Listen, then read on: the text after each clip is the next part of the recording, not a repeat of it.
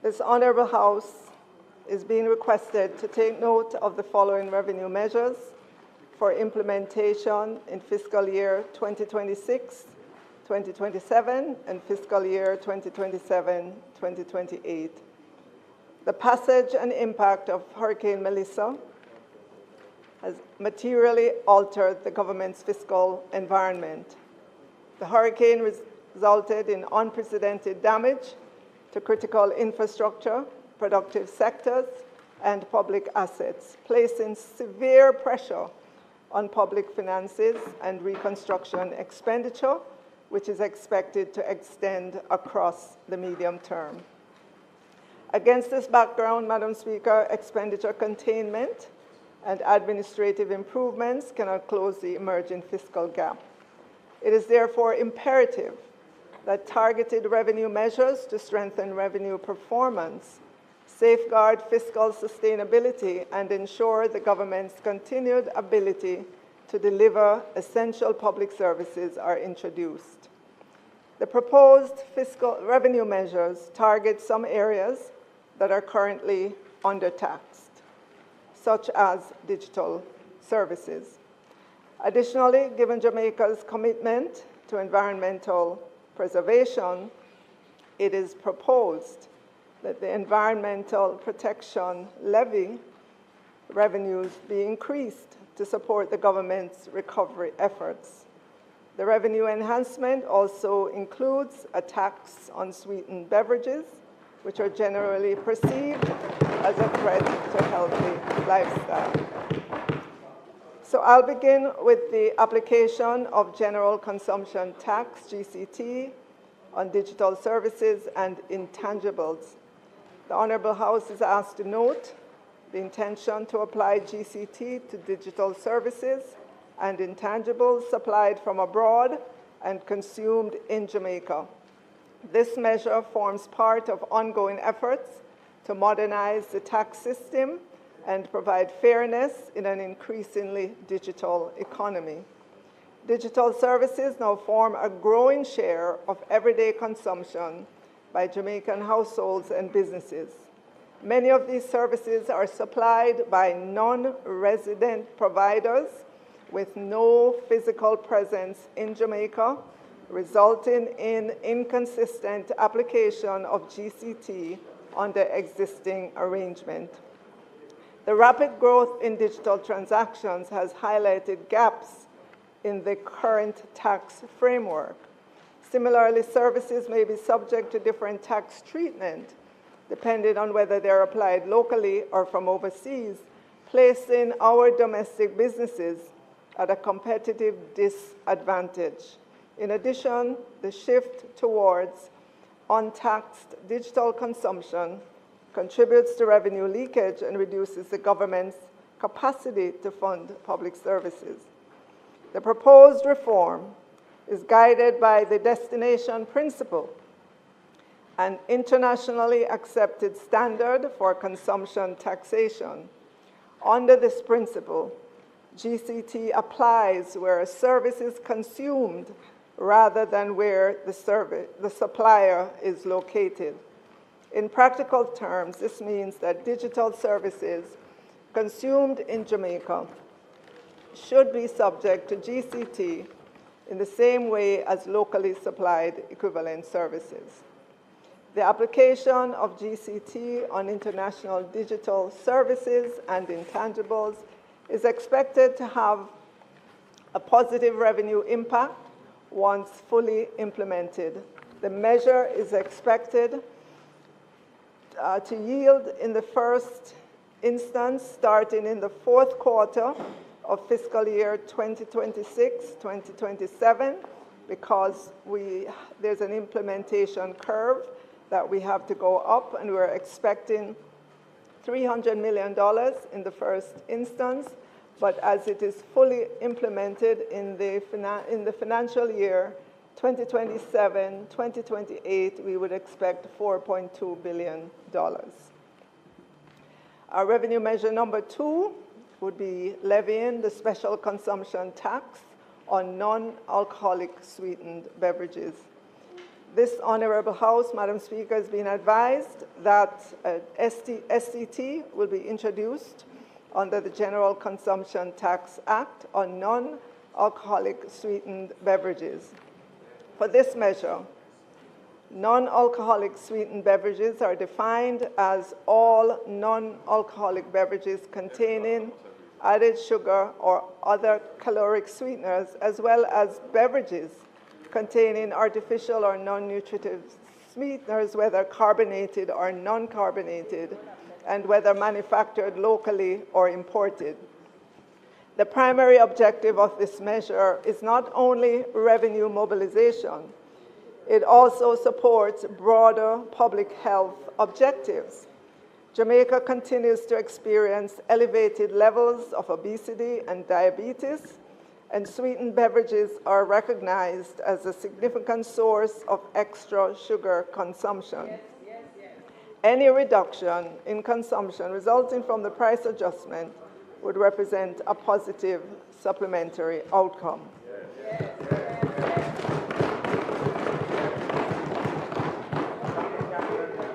Madam Speaker, this Honourable House is being advised that sweetened beverages are widely consumed across income groups and represent a high volume, consistently traded category of goods. Data from the 2024 Economic and Social Survey of Jamaica indicate that domestic production of carbonated beverages increased from approximately 17.3 million cases in 2020 to an estimated 20.1 million cases in 2024, reflecting sustained demand. Sweetened beverages are currently subject only to the standard GCT rate of 15% and are not presently listed in the Act as prescribed goods for SCT purposes. The proposed SCT will be assessed on a per-unit basis, calculated based on the total liquid volume of each sweetened beverage measured in milliliters. The Honourable House is further advised that the SCT will apply at the point of manufacture for domestic producers and at the point of importation for imported products, in accordance with the provisions of the GCT Act. This ensures, Madam Speaker, administrative efficiency and parity between local and imported goods. The SCT will be applied at a rate of 0.02, which is 2 cents per milliliter. The estimated revenue gain associated with levying the SCT on non-alcoholic sweetened beverages is estimated at $10.1 billion and will take effect during the first quarter of fiscal year 2026-2027. At this rate, just to break it down in terms of the estimated retail price impact, it would be as follows for these examples. So for 300 milliliters beverage, it would be $6. For a 600 milliliter beverage, it would be $12. And for a 2-liter beverage, it would be $40. Revenue measure number 3 would be an increase in the special consumption tax, SCT, on liters of pure alcohol. The Honourable House is being advised that the special consumption tax, SCT, on all alcoholic beverages will be increased from $1,230 per liter of pure alcohol to $1,400 per liter of pure alcohol. The current rate was established on March 13, 2017, many, many years ago, when the specific SCT increased from $1,120 to $1,230. The proposed increase is intended to preserve the real value of the tax and strengthen revenue mobilization. The Honourable House is reminded as well that alcoholic beverages are subject to both the SCT and the GCT. The GCT is applied on an ad valorem basis at the standard rate of 15% at the point of sale. The proposed measure does not alter the GCT, but only adjusts the specific SCT component. The proposed increases will apply uniformly to locally manufactured and imported alcohol beverages, ensuring neutrality of treatment and maintaining consistency within the existing SCT framework. The estimated revenue gain associated with increasing the SCT on this product, liter of pure alcohol, is estimated at $1.6 billion and will take effect the 1st of May 2026. The next is increase in the special consumption tax on cigarettes. The Honorable House is being further advised that the SCT on cigarettes will also be increased by $3 per stick, moving the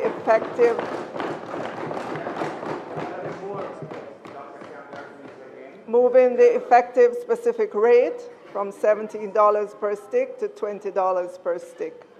The current specific rate was established following the March 13, 2017 adjustment many years ago, which increased the tax then by $3 per stick. The Honorable House is advised that cigarette taxation remains a significant and reliable revenue source internationally. However, tax revenue performance is influenced not only by tax rates, but also by consumption patterns, enforcement effectiveness of public health policy. Increasing taxes on cigarettes are internationally recognized tools to moderate harmful consumption and reduce long-term health costs. The proposed increases will apply uniformly to locally manufactured and imported cigarette products, again ensuring neutrality of treatment and maintaining consistency within the existing SCT framework. The estimated revenue gain associated with increasing the SCT on cigarettes is approximately $1.1 billion and will take effect 1st of May 2026.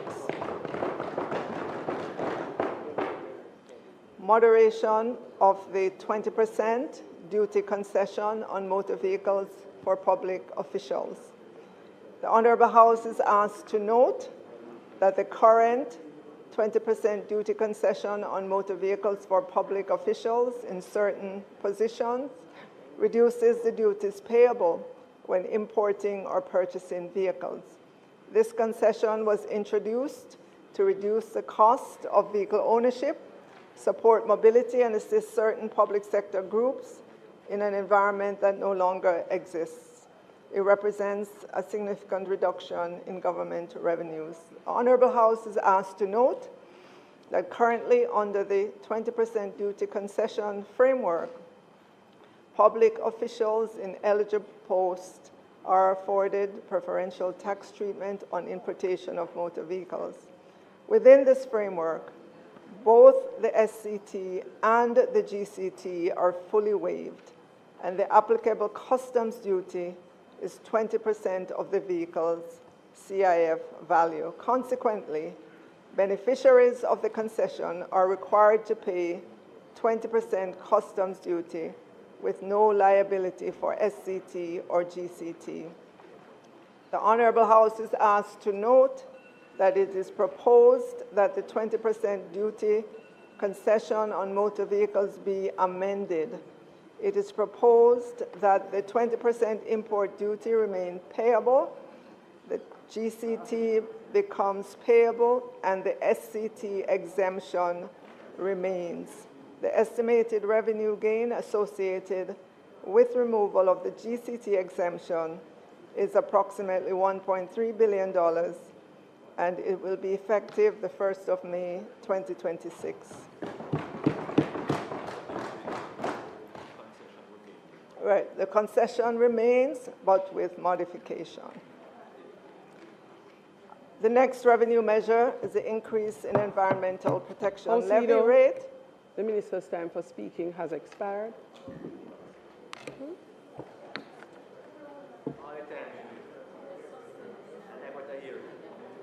Minister, my apologies. Somebody's phone rang in here, sounding the bell, but the time on the clock has not expired. My apologies. Thank you, Madam Speaker. Madam Speaker, this Honourable House is asked to note that the primary objective of the Environmental Protection Levy is to mitigate environmental degradation, promote sustainable resource utilization, and bolster climate resilience, particularly for Jamaica's vulnerable island ecosystems. It was first imposed on all goods imported, but later extended to the domestic market. At the ports, it is charged on the CIF of imported items, while domestically, it is imposed on the sales of locally manufactured goods, discounted by 25%. Madam Speaker, events of recent years have underscored the urgent need for enhanced environmental safeguards. This includes implementing stronger penalties to deter pollution.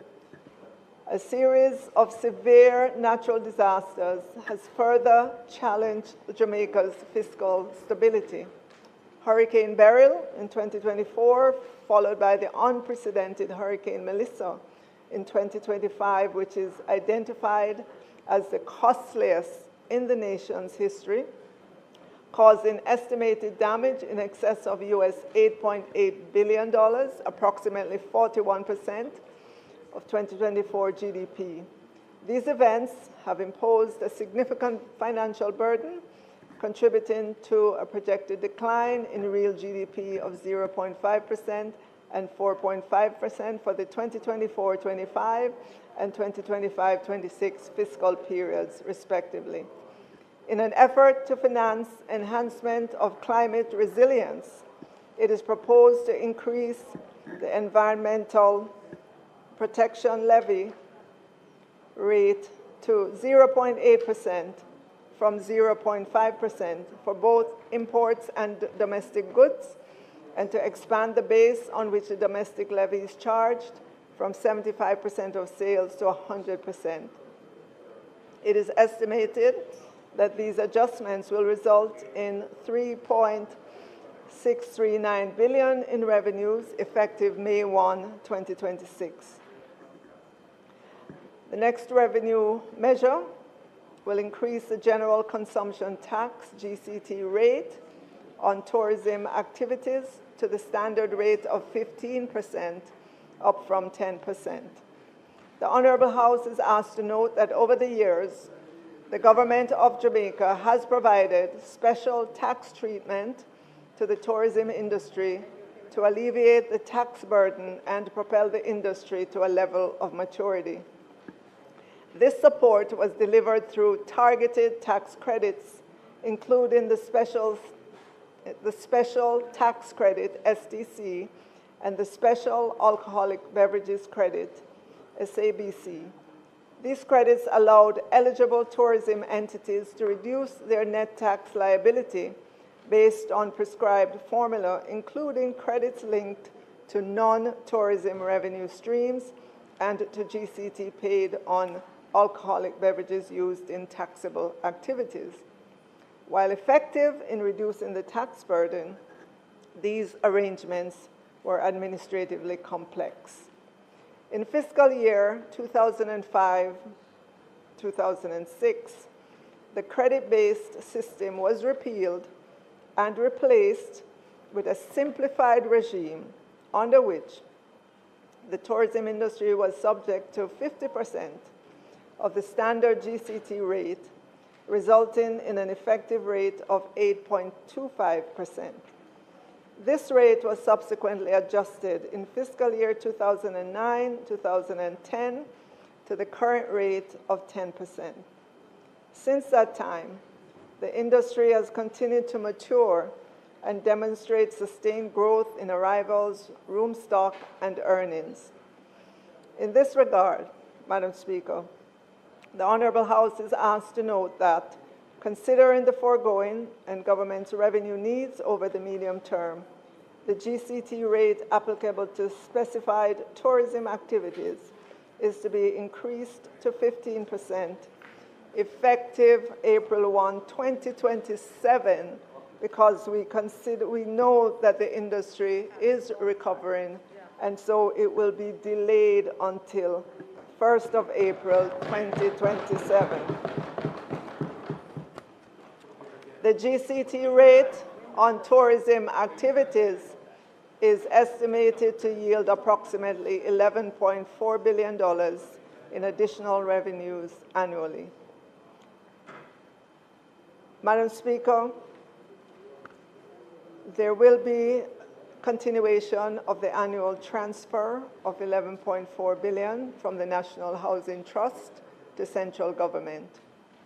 Madam Speaker, the NHG Act was first amended in March 2013 to facilitate the transfer of $11.4 billion to the central government towards fiscal consolidation for the four-year period 2013-14 to 2016-17.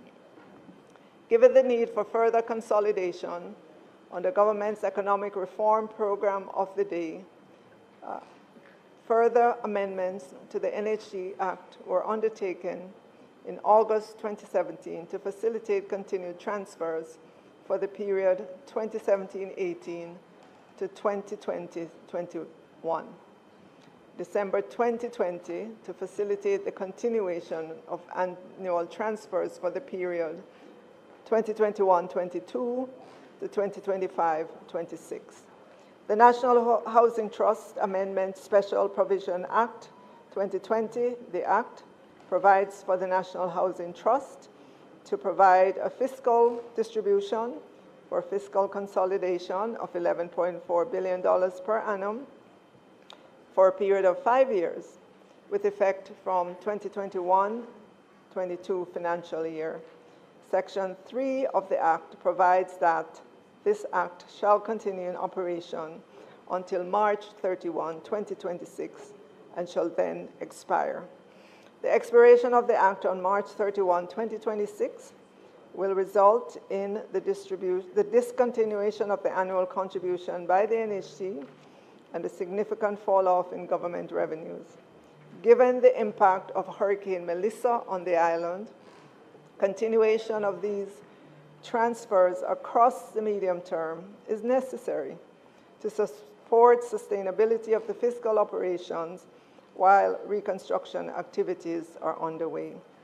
It is therefore proposed, Madam Speaker, that the annual transfer of $11.4 billion from the National Housing Trust to the central government be continued for another 5 years from fiscal 2026-27 through fiscal year 2030-2031.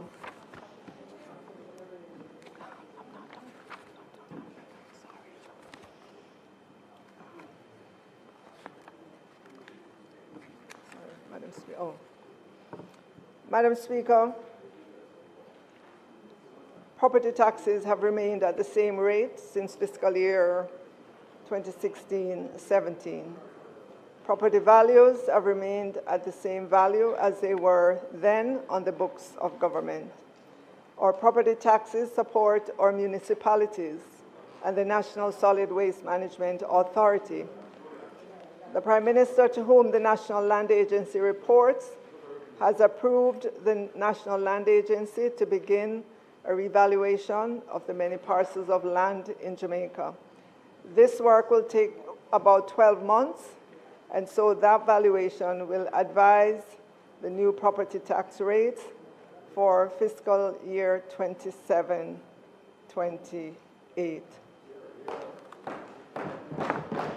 To close, Madam Speaker, we know that we are in the wage negotiation cycle with our public sector workers. We take that quite seriously, coming on the heels of the major wage restructuring. Today, Madam Speaker, this government is indicating that despite the massive disruption of Melissa, totaling US $8.8 billion, or 41% of our GDP, and the debt we must take on to rebuild, reconstruct, and build in resilience in our infrastructure as a government. Despite all of that, Madam Speaker, we remain committed to the wage offer that this government has put forward to our public sector workers. And this offer was put forward prior to the devastation visited on us by the Category 5 Hurricane Melissa, with winds of 185 miles per hour on October 28, 2025. That we are able to do so following Melissa is a testimony to the years of fiscal discipline pre-Melissa and the many years to come of continued good fiscal management. Finally, Madam Speaker, last year in this Parliament, as a government, we gave a commitment to the increase in the threshold to 1.9 million for fiscal year 2026-27.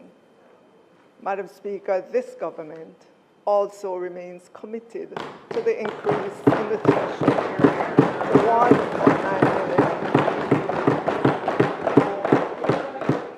come April 1, 2026.